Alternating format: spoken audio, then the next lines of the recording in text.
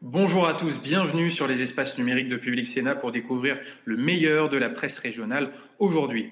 Et alors que nous sommes dans notre troisième semaine de confinement, que certains n'en voient pas le bout, le gouvernement pense déjà à la suite. Le Premier ministre Édouard Philippe l'a assuré hier devant les députés, le déconfinement sera progressif. C'est à la une du journal Sud-Ouest. Le confinement pourrait être levé région par région en fonction de l'évolution de l'épidémie sur chaque territoire. Autre critère possible, l'âge. Les personnes âgées, plus fragiles, pourraient rester confinées plus longtemps. En tout cas, cette stratégie de déconfinement dépendra des avancées, bien sûr, en matière de traitement et de dépistage du virus.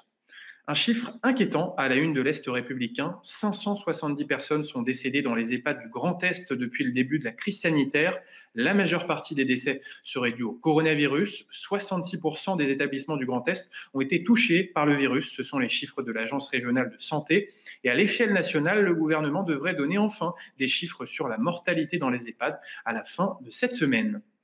Et puis pour venir en soutien au Grand Est, c'est maintenant le Sud-Ouest qui se mobilise. C'est à la une de la dépêche du midi. 6 patients ont été transférés hier par avion vers les hôpitaux de Toulouse et Montauban. 12 autres patients vont être évacués dans cette région Occitanie. Et le patron de l'hôpital de Toulouse l'assure, la régulation des malades fonctionne bien et permet cette solidarité entre les régions.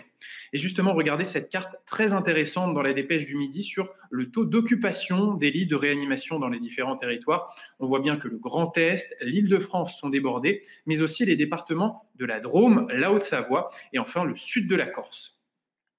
Parlons maintenant du personnel de santé. Regardez la une de Var Matin aujourd'hui sur cette infirmière, Marion, applaudie le soir, mais insultée le matin. Cette infirmière de Toulon, un soir, rentrait de 12 heures de garde et découvre une lettre de ses voisins lui demandant de ne plus prendre l'ascenseur et même de déménager pendant cette crise sanitaire. Alors sur le coup, Marion s'est écroulée, elle a appelé sa famille car elle ne comprenait pas et puis elle a finalement reçu beaucoup de soutien sur les réseaux sociaux après cette lettre.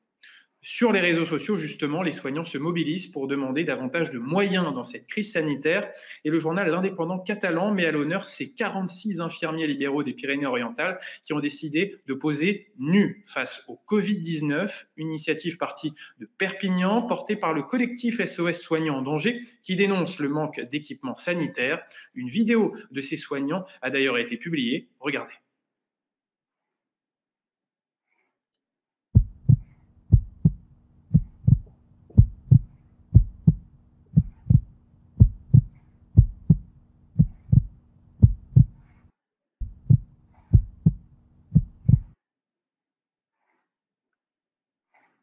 Une vidéo glaçante qui rappelle l'importance de protéger et de soutenir tous les professionnels de santé dans cette guerre sanitaire.